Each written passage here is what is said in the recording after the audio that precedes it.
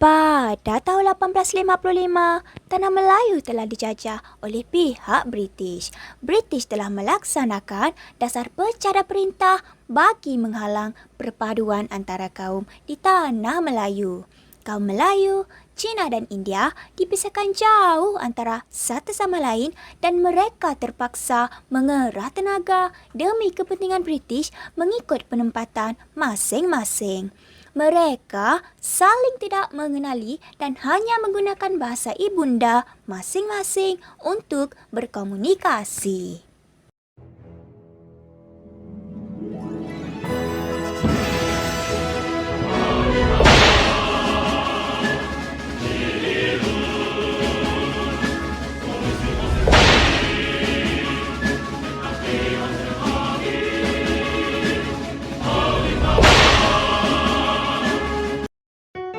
Hai, apalah nasib kita ni Zainab? British laksanakan dasar ini. Rakyat tidak boleh nak lakukan apa-apa. Kita hanya duduk di sini, hanya bercucuk tanam.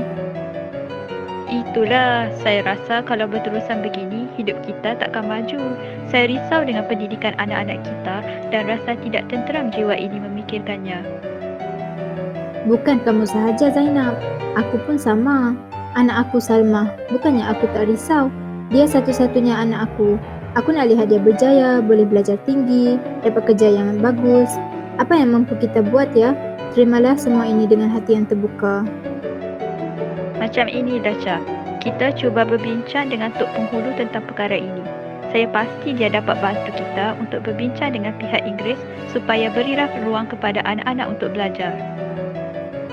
Aku rasa Tok Penghulu juga akan berpendapat seperti kita. Yalah, mereka berkuasa Zainab. Kita ini siapalah nak dengar. Walaupun betul, kita tetap tidak dilayan. Ingat kata orang tua-tua, usah ditegak benang yang basah. Betul juga kata Cah. Apa boleh buat? Kita hanya mampu bersabar. Bila mereka berkuasa, kita menjadi hamba. Keputusan kita tidak dilayan. Mereka terus bercucuk tanam dengan hati yang kecewa. Ibu mana tidak risaukan anak? Setelah British melaksanakan dasar ini, pria dan keluarganya mulai resah. Mereka hanya bekerja di estate dan ingin berkembang maju seperti orang lain. எப்பதான் நான் படிக்க போறது? படிக்கிறதுக்கே கஷ்டமா இருக்குது. வசதியும் இல்ல. ஒரு நாட்டை பத்தி படிச்சுட்டு இருக்கிறோம். குடும்ப சூழ்நிலை நினைச்சாலே கஷ்டமா இருக்குது. எப்ப வரைக்கும் தான் நானும் என் அம்மாவும் ரப்பர் மரத்தை வெட்டிட்டு இருக்கிறது? Peniaga membuka kedai mereka di bandar untuk orang berjual beli. Kesibukan yang tiada henti menyebabkan Mei Mei merasa bosan dengan pekerjaannya. Dia merasakan hidupnya bukanlah senang, namun dia mencari rezeki untuk menyara diri. Dirinya berasa ingin belajar, namun kewangannya tidak mencukupi. 唉，每天一直做一样的东西，我也想学习，变聪明，变更好。你呀，从来到现在一直怨天怨地，好好工作赚钱就好啊，说那有的没的干嘛？妈，我还要工作到几时？几时？好好，不要讲啊！你要知道我们现在常常都有问题啊，还想什么读书？赚钱更重要啊！做工做工。 Dengan wajah yang masam, Mei Mei meneruskan kerjanya. Selepas 5 tahun, akhirnya balik juga ke tanah air yang tersayang. Akhirnya kembali juga kita ke sini. Jom, saya bawa kamu berdua pergi jalan-jalan dan tengok di sekeliling.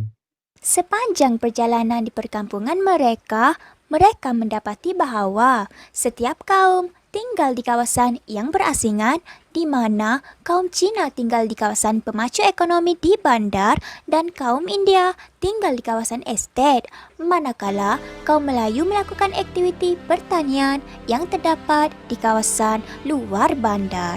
Hanya golongan elit Melayu sahaja yang bekerja di pejabat pentadbiran British. Nampaknya semua kaum masih tinggal di kawasan yang berbeza. Betul tu. Sampai bila kita nak bersatu kalau macam ni? Prof. Abdullah dan rakan-rakannya menuju ke arah Aisyah dan Zainab. Abdullah, dah lama tak jumpa kamu ya? Assalamualaikum Aisyah, Zainab. Oh, semua ada di sini rupa-rupanya. Apa khabar semua? Mereka merupakan rakan yang saya kenal semasa berada di Jepun, Lim dan Kumar. Apa khabar semua? Waalaikumsalam Abdullah. Kami baik-baik saja. Dah lama kamu semua sampai ke sini? Tidaklah, kami baru saja sampai sini. Mari, kita duduk di pondok sana. Bolehlah berbual-bual sikit. Dah lama tak jumpa ni. Takkan nak berdiri saja kat sini? Kami sebenarnya risau tentang pendidikan yang diperoleh oleh anak-anak kami sekarang. Apa masalah dengan pendidikan sekarang? Kamu semua baru balik dari Jepun mungkin tidak tahu keadaan sekarang. Sebenarnya, Oh, rupa-rupanya begini. Patutlah tadi kami nampak setiap etnik tinggal di kawasan yang berlainan. Tetapi kita tidak tahu pula sistem pendidikan pun terjejas sama. 唉，我们该怎么办？ Selepas berbual-bual, Prof. Abdullah dan rakan-rakannya pulang ke rumah. Wah, kamu okey tak? Nampak risau je sejak pulang dari pondok tadi. Ya, betul tu. Kenapa ni? Bagi tahulah. Kamu semua dah dengarkan tadi mengenai sistem pendidikan sekarang, di mana pihak British mengamalkan dasar laissez-faire yang menyebabkan setiap kaum mempunyai sistem persekolahan masing-masing. Masalahnya, jika perkara ini kekal berterusan, kesepaduan tidak akan tercapai dan kita akan berada di bawah jajahan pihak British selama-lamanya. Apa yang boleh kita lakukan untuk membantu rakyat di sini? Ha, saya dah tahu macam mana. Kamu semua masih ingat tak? Pada tahun terakhir kita belajar, Prof. Nathan pernah menyebut pasal sebenarnya dunia kita sudah mungkin berkembang dengan lebih maju dan jauh lebih baik daripada sekarang. Cuma kita hidup pada zaman ini sahaja. Ya, kita pernah mempelajarinya. Jadi, Tok Lim, zaman masa akan datang mungkin dapat membantu kita untuk membela nasib rakyat di sini. maksud kamu, kita mungkin boleh merentasi masa untuk mengetahui perkara yang berlaku selepas ini dan kita mencari jalan penyelesaian untuk membantu rakyat di sini? Ya, betul tu. Kita boleh mencipta satu mesin masa untuk merentas ke zaman masa akan datang untuk mengetahui cara membantu rakyat di sini. Dengan menggunakan kepakaran yang ada, Prof. Abdullah, Prof. Lim dan Prof. Kumar bekerja sama membina mesin masa selama 6 bulan berturut-turut tanpa henti. Mereka berusaha bersungguh-sungguh untuk menyiapkan mesin masa tersebut bagi memastikan hasrat mereka untuk melihat masa depan tanah Melayu tercapai. Sekarang, kita cuma perlu hidupkan sumber kuasa mesin masa ini untuk melihat sama ada ianya berfungsi atau tidak. Baiklah, kamu semua dah sedia? Sedia! Baik, saya akan hidupkan mesin ini sekarang. Alhamdulillah, tak sia-sia hasil usaha kita selama ini. Itulah, siang malam kita usahakan untuk membina misi masa ini. Jadi, apa tunggu lagi? Mari kita ke masa depan sekarang. Amboi, terujaya kamu Kumar. Mari kita kemas barang dahulu. Dan jangan lupa tentang apa yang telah pesan kepada kita. Mestilah ingat, bila sampai di masa depan nanti, kita tak boleh dedahkan identiti kita. Kita tidak boleh dedahkan dari mana kita datang. Kita juga tidak boleh melakukan apa-apa tindakan yang boleh mengeruhkan keadaan. Lagi satu, mesin ini hanya boleh digunakan 2 kali sahaja, iaitu untuk pergi ke masa depan dan pulang semula ke masa kini. Akhir sekali, yang paling penting, mesin ini hanya boleh digunakan dalam masa seminggu sahaja selepas diaktifkan. Selepas seminggu, mesin ini tidak akan berfungsi lagi kerana sumber tenaganya telah habis digunakan. Jadi, kita perlu pulang ke masa asal kita sebelum seminggu berlalu. Nampaknya kamu faham, ya Kumar. Baik, semua dah siap? Sudahlah, mari kita pergi. Semoga kita semua selamat sampai ke destinasi. Lajunya mesin itu bergerak. Berada di mana sekarang?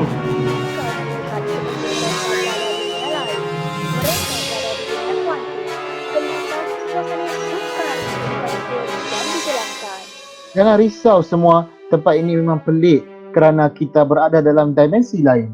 Dimensi di mana masa terhenti. Saya yakin kita semua akan selamat sampai. Kelajuan mesin masa semakin bertambah. Tiba-tiba,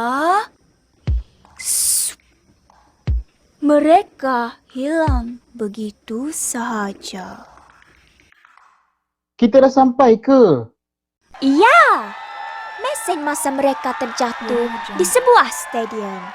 Hanya dah sampai. Aku pening. Kamu semua tak pening ke?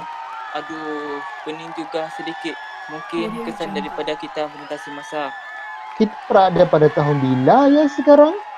Mereka ternampak sebuah kain rentang yang tertulis perlawanan akhir antara Johor Darul Takzim dan Terengganu akan berlangsung pada 26 November 2021. 2021.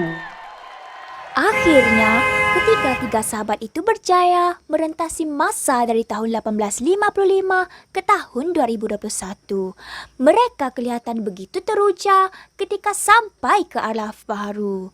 Dunia yang mereka saksikan dengan kedua-dua bola mata mereka kelihatan lebih maju. Mereka bertiga berasa begitu gembira dan teruja kerana hasil tangan mereka berkesan seperti yang mereka harapkan. Wah, betul ke apa yang kita tengok ni? Rasa macam tak percaya pula. Itulah. Rasa macam mimpi pula kan? Dapat merentasi masa macam ni. Risau juga saya tadi. Manalah tahu kita tersekat dalam misi masa.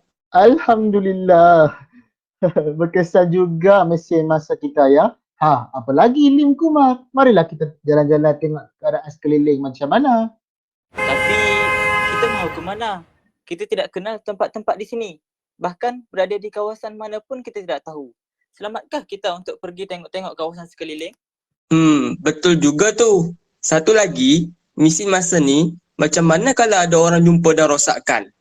Jangan risau Lim Kumar. Mesin masa ni boleh saya tetapkan ke halimunan. Jadi orang lain tak akan jumpa. Kita tak akan pergi jauh dari kawasan ini. Kita hanya pergi tengok kawasan yang berdekatan sahaja. Prof. Lim dan Prof. Kumar berasa lega setelah mendengar kata-kata Prof. Abdullah. Mereka pun mula berjalan untuk melihat kemajuan Tanah Melayu pada tahun 2021. Ketiga-tiga sahabat itu masih tidak percaya apa yang mereka lihat di depan mata. Bangunan yang tinggi, jalan raya yang luas, ada kenderaan yang berulang-alik di jalan raya. Tetapi semua individu mukanya terlindung dengan pelitup muka yang berlainan warna. Kita bertiga ni macam tak sama dengan orang lain lah. Tengok, mereka semua pakai topeng. Ada karnival kah? Iyalah, hairannya. Betul lah, semua bertopeng. Tengok-tengok, hanya kita 3 orang saja tak pakai topi muka. Macam mana ni? Cepat-cepat, kita masuk kedai ni dan tanya tuan kedai tu. Apa yang sedang berlaku? Kita pergi tanya. Mari. Selamat petang, Tauke. Selamat petang, tuan nak beli apa ya? Oh, Tauke ah. Nak air botol 1. Baik, RM2. Apa lagi mau? Okey. Nak tanya, Okey, negara kita, Tanah Melayu, apa terjadi sekarang? Tanah Melayu? Malaysia lah sekarang. Malaysia? Prof. Abdullah, Prof. Lim dan Prof. Kumar meneruskan perjalanan penerakaan mereka sehingga mereka bertemu dengan seorang guru sekolah kebangsaan yang bernama Cikgu Siti. Lim, Kumar, lihat kat situ. Sekolah Kebangsaan Aman Damai. Agaknya pendidikan di negara kita berkembang tak? Harap-harapnya berkembanglah. Kesian anak-anak muda kita dalam tahun 1855 yang tiada peluang untuk mewujudkan diri dalam bidang pendidikan. Itulah. Lihat ada seorang wanita yang sedang membantu anak murid sekolah itu. Mari kita bertanyakan situasi pendidikan sekarang kepadanya. Selamat sejahtera Puan. Kami bertiga sedang mengkaji sistem pendidikan di negara ini. Kalau tidak menyusahkan, bolehkah kami bertanya mengenai situasi pendidikan kini? Selamat sejahtera. Ya, boleh. Nama saya Siti dan saya seorang guru di sekolah ini. Sebenarnya, pendidikan kini mengutamakan perpaduan dan ini menjadi teras dasar pendidikan kebangsaan di negara kita. Jadi, sistem pendidikan vernakular tidak dijalankan lagi? Tidak. Akta Pelajaran 1961 telah menetapkan bahasa Melayu sebagai bahasa pengantar utama secara sepenuhnya bagi semua peringkat pendidikan. Selain itu, kurikulum dan peperiksaan yang ditawarkan adalah sama untuk semua pelajar. Kemudian, subjek civic turut diperkenalkan dan bahasa Inggeris digunakan sebagai bahasa kedua. Adakah pendidikan kini percuma? Ya, mengikut pendemokrasian pendidikan negara kita, pendidikan adalah percuma untuk semua pelajar. Seterusnya, peperiksaan pemilihan masuk ke sekolah menengah turut dihapuskan dan kadar penyertaan pelajar ke sekolah menengah telah ditingkatkan. Wah, bangganya saya dengan perkembangan pendidikan negara kita. Apakah penambahan lain yang berlaku? Pendidikan negara kita turut berbentuk menyeluruh dan bersepadu bagi membentuk pelajar yang seimbang. Aspek-aspek yang diambil kira dalam pendidikan kini ialah jasmani, emosi, rohani dan intelek murid. Selain itu, penggunaan teknologi maklumat juga semakin berkembang dalam pendidikan negara kita. Oh begitu. Terima kasih banyak Cikgu Siti. Saya dan rakan-rakan saya kini lebih memahami pendidikan di negara kita. Sama-sama, saya gembira dapat membantu. Prof. Abdullah, Prof. Lim dan Prof. Kumar berasa lapar selepas menerokai dunia baru bagi mereka. Lalu, mereka memutuskan untuk menuju ke sebuah restoran mamak selepas tertarik melihat begitu ramai orang di sana. Kamu perhatikan restoran ini? Semua kaum berkumpul di sini menonton bola sepak. Ada Melayu, Cina dan India. Mereka juga bertutur dalam bahasa Melayu. Seronoknya lihat suasana seperti ini. Jarang perkara seperti ini berlaku di zaman kita. Mereka seperti satu keluarga walaupun berbeza bangsa dan agama. Tengok, semua orang tak kisahlah kaum apa semuanya tengah meraihkan kemenangan tanah Melayu dengan negara Indonesia dalam sebuah perlawanan bola sepak. Kalian semua, cuba tengok tu. Saya rasa kerajaan tengah memberikan bantuan makanan kepada rakyatnya. Ya, betul. Mereka sedang mengagihkan beras dan minyak secara adil dan saksama kepada gelandangan tersebut. Tambahan pula, bantuan yang diterima oleh setiap orang sama kuantitinya, tidak kira seseorang itu berbangsa apa. Betul sekali Kumar. Di zaman kita yang masih di bawah pemerintahan British, mereka menggunakan hasil kerja rakyat untuk kepentingan mereka. Rakyat terpaksa hidup susah dan makanan terpaksa dicatu. Ketika Prof. Abdullah dan Prof. Lim sedang membicarakan tentang perbezaan sistem pendidikan pada masa dahulu dan kini, Prof. Kumar hanya berdiam diri seperti memikirkan sesuatu. Lah, cuba kamu tengok kawan kita seorang tu. Dari tadi asyik termenung saja. Lah, saya ingatkan saya seorang saja yang perasan. Kamu pun sama, Ayelin.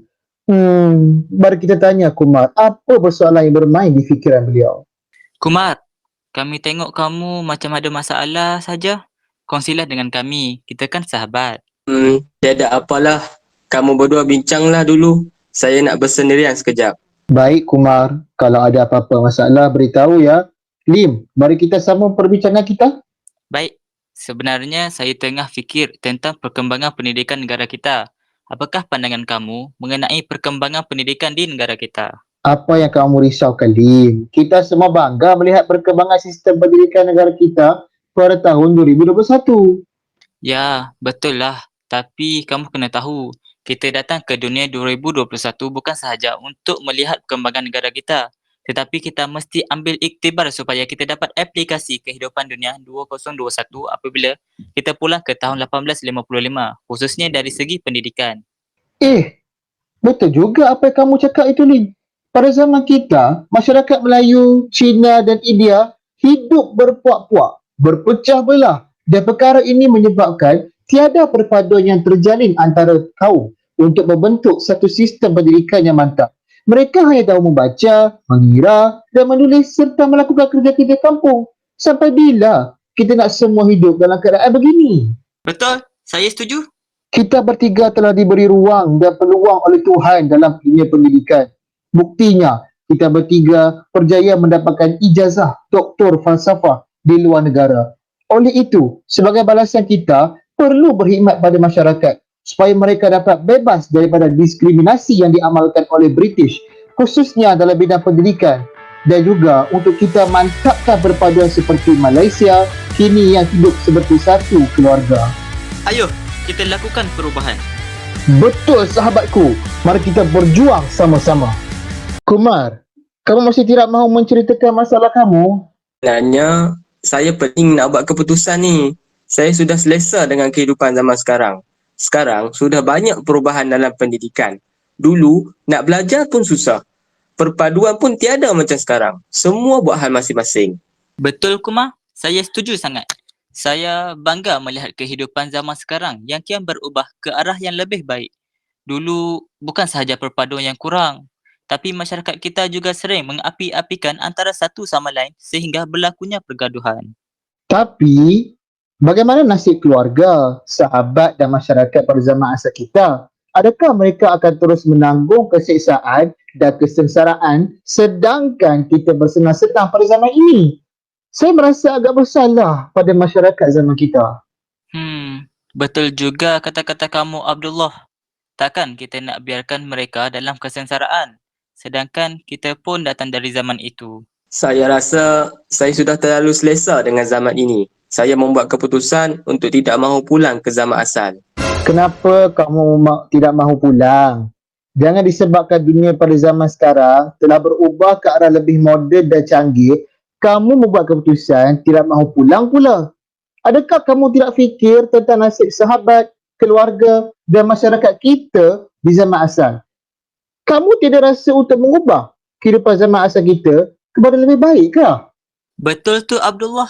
Saya rasa kita bertiga harus pulang dan jadikan zaman sekarang ini sebagai contoh untuk kita lakukan perubahan ke arah yang lebih baik kepada zaman asal kita.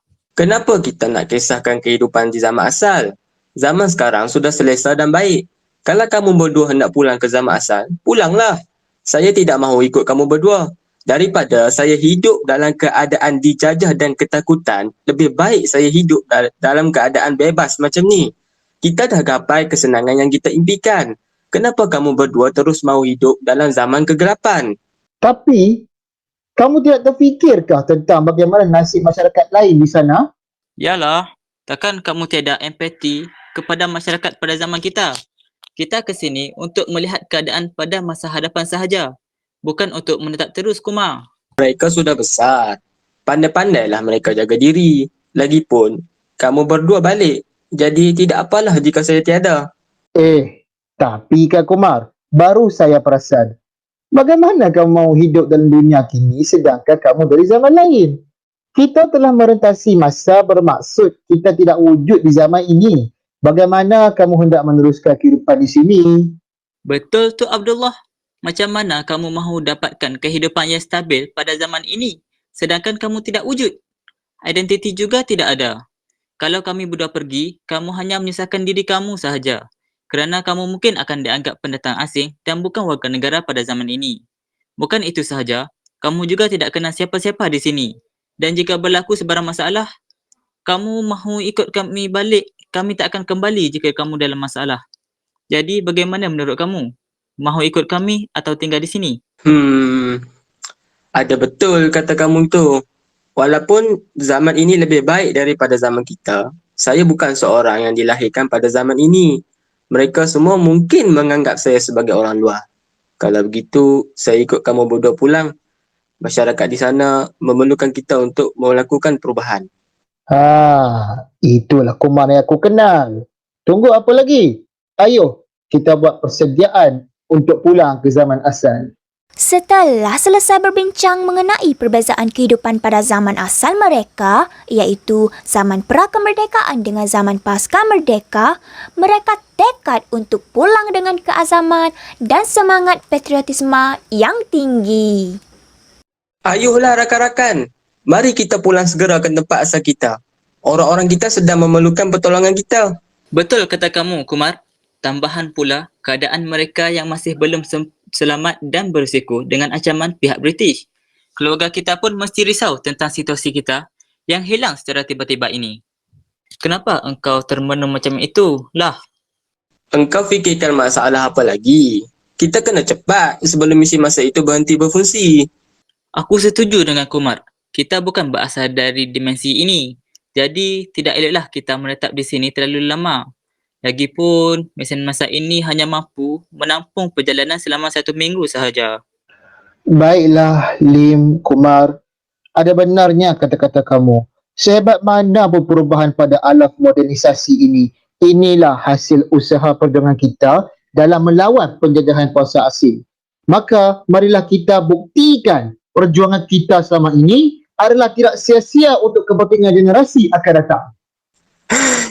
Terkejut aku tengok engkau tiba-tiba diam dan selepas itu bercakap. Maafkan aku terlalu banyak berfikir tadi. Tidak mengapalah. Aku faham. Aku juga berasa berat untuk meninggalkan tempat ini. Sayangnya, kita tidak dilahirkan pada zaman ini. Jangan berkata begitu, Lim. Setiap yang berlaku pasti ada hikmahnya. Tuhan mahu kita berbakti kepada tanah air. Kalau takdir kita berbeza, mungkin kita tak akan saling mengenali antara satu sama lain. Sudahlah, kita berbuat terlalu lama. Nanti lagi lambat pula kita sampai. Baiklah. Ayo, kita pergi ke tempat mula-mula kita sampai. Lama, nampaknya masa semakin suntuk. Ayo semua, nampaknya kita kena berlari. Oh tidak, sempatkah? Saya mahu pulang. Mari, jangan fikir lagi. Cepat lari. Mereka terus berlari menuju ke stadion tempat mesin masa mereka terjatuh. Masa semakin pantas berlalu. Debaran kian terasa. 10 minit berlalu dengan pantas. Dalam kiraan 5, 4, 3, 2, 1. Adakah mereka sempat masuk ke dalam mesin masa? Atau terus hidup pada tahun 2021 buat selama-lamanya? Akhirnya, setelah mengarungi perjalanan yang rumit dan berliku-liku, mereka berjaya pulang ke tempat asal.